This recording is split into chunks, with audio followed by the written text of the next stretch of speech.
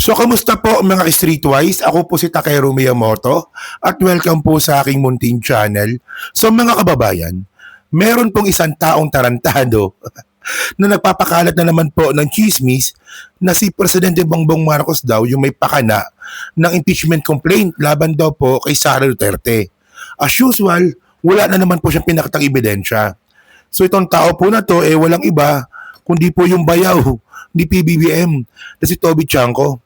So actually, no, nakakatawa kasi dito, ito si Toby Chanco nagpa-interview no, sa SMNI, dun po sa mga bobong mga vlogger ni Digong, kay Banat Bay at saka sa mga katropa niya, no. So ito sagutin natin to, no, kung gaano katarantado tong si Toby Chanco, no. So ito. Sino ang may gusto? Sino ang talagang pinuno nitong impeachment na ito? Kasi hindi naman tayo pwedeng maniwala na dahil sa ebidensya.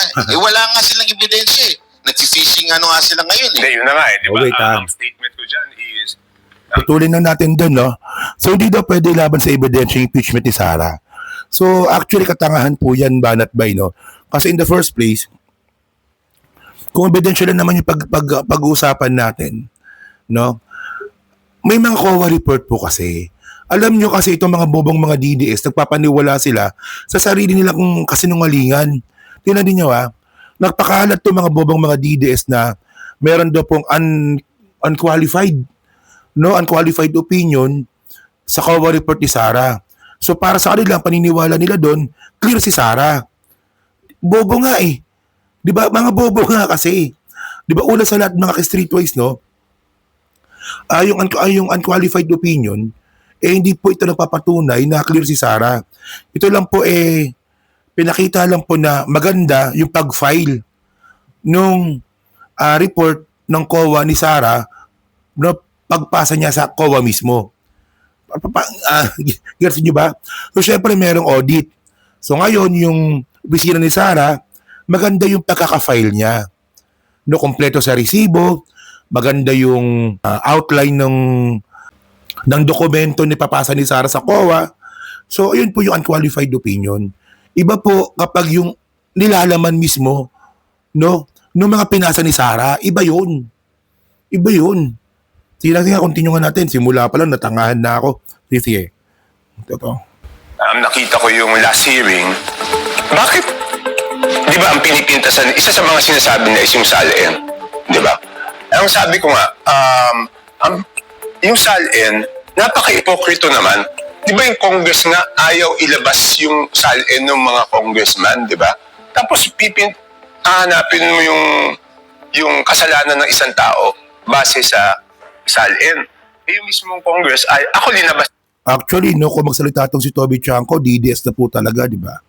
So sige, abot sa SALN mga kababayan, no? Si Sara lang po kasi yung mayroong ebidensya ng pagdanakaw. Kaya tinitingnan yung SALN. O sige, maganda dito, total ng bibintang naman si Toby Chanco, ba't hindi ikaw yung manguna, no, na ilabas mo yung mga ebidensya, no, laban sa mga kapwa mo congressman, at hingan mo ng SALN. Di ba? Kita nyo nga, di ba si Martin Romualdez nga, puro bintang ni Toby Chanco, wala namang ebidensya. No? Naniniwala talaga itong mga gagawin to sa kasinungalingan nila eh. Tingnan mo meron pagkakataon na sinabi ni Toby Chanco, no, na sabi niya, ganito sabi niya na-clear naman ng ICI yan si Romualdez. Yun nga lang, hindi ko pa nababasa ng buo. Di ba? Porket na-clear lang si Romualdez ng ICI, hindi ka na interesado malaman yung totoo. Sige. Continue nga natin. Sige. Nawawala ako eh. Dinabas ko na sa public nung Pero isa-isa yun yung member ng Committee on Justice nun. Kung linabas na lang yung SALN nila. Ang tingin ko, kung ikaw, ayaw mong ilabas yung SALN mo, wala kang karapatan. Natitrigger talaga ako sa katangahan ni Toby Chanco. Hanapan mo, for example, sige, si Luis Tro, di ba? Hanapan mo ng pangungurakot si Luis Tro. At pag may nakita ka, ilabas mo. Tapos, hingin mo ng SALN. Ganon. Tandaan natin si Sara Duterte, hindi naman hiningan ng SALN yan dahil trip lang po ng mga congressman natin. Hinihingan po ng SALN si Sara kasi po merong akusasyon ng pagnanakaw at merong ebidensya. Pero sabi ng mga DDS, wala daw ebidensya. Bobo lang, di ba? Sige. Na nanghingi na pintasan yung salin ng ibang tao. Okay. Ang pinakaayaw ko kasi is yung ipokrito, di ba? Number one, ipokrito. Number two, yung double standard. Alam mo yung double standard, ang pananaw ko, ang double standard, dyan nagsisimula lahat ng kalokohan eh. Because bakit ko sinasabing dyan nagsisimula lahat ng kalokohan?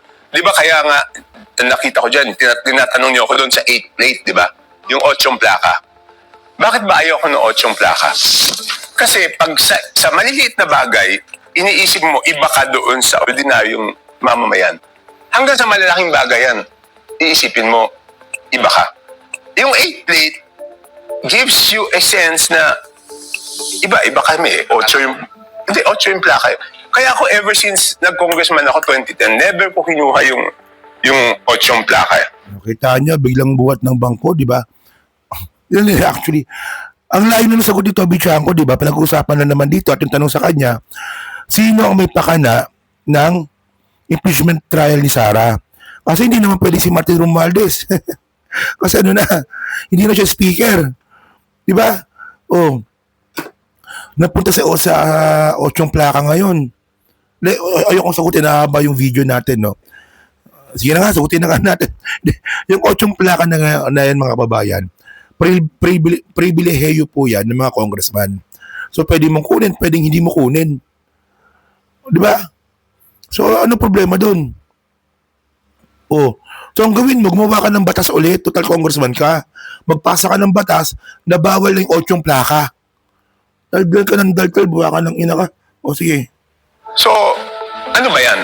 Sinasabi ko nga, the reason kung bakit tayo umabot na dito sa malaking corruption sa history, ang nasa sentro is yung House of Representatives is because doon sa isip na double standard. Iba kami. Iba yung congressman. So, ibig sabihin, congressman, pwede magnakaw. Pero ibang tao, bawal lahat kayo. Yan yung ayaw ko doon sa double standards eh. Because dapat, lahat tayo, lahat ng tao bawal, lahat ng government official.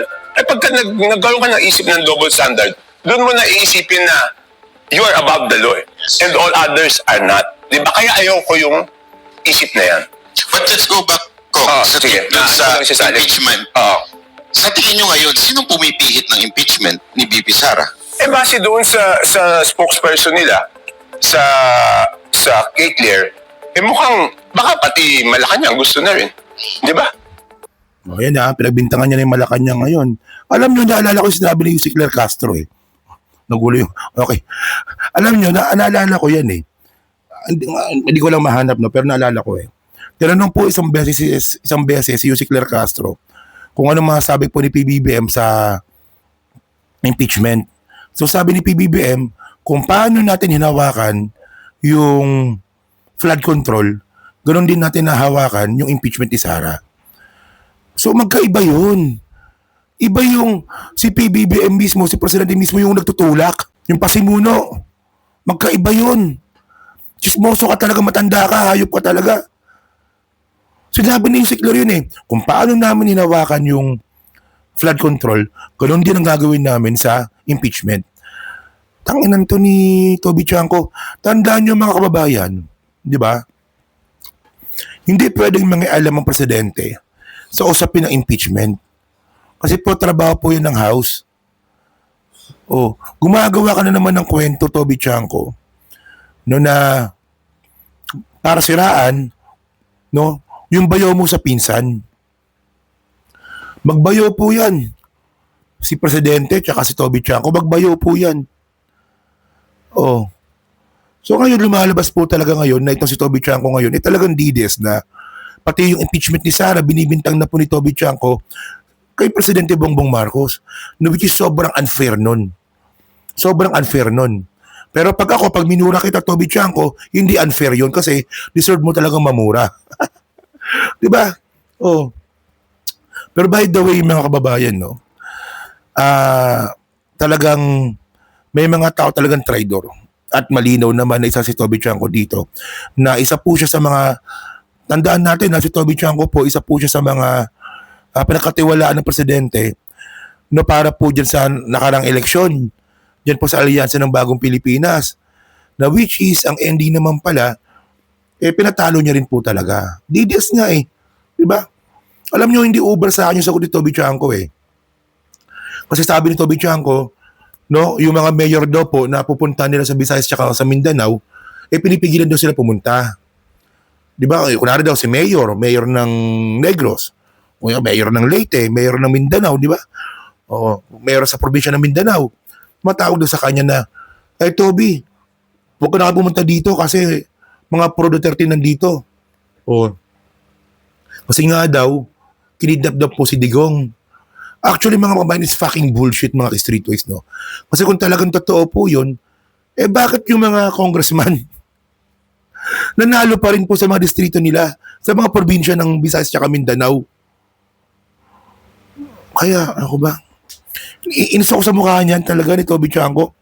Sa naputusan yan So yun, mga kababayan, so kayo po, no? Ano masabi nyo nga po dito?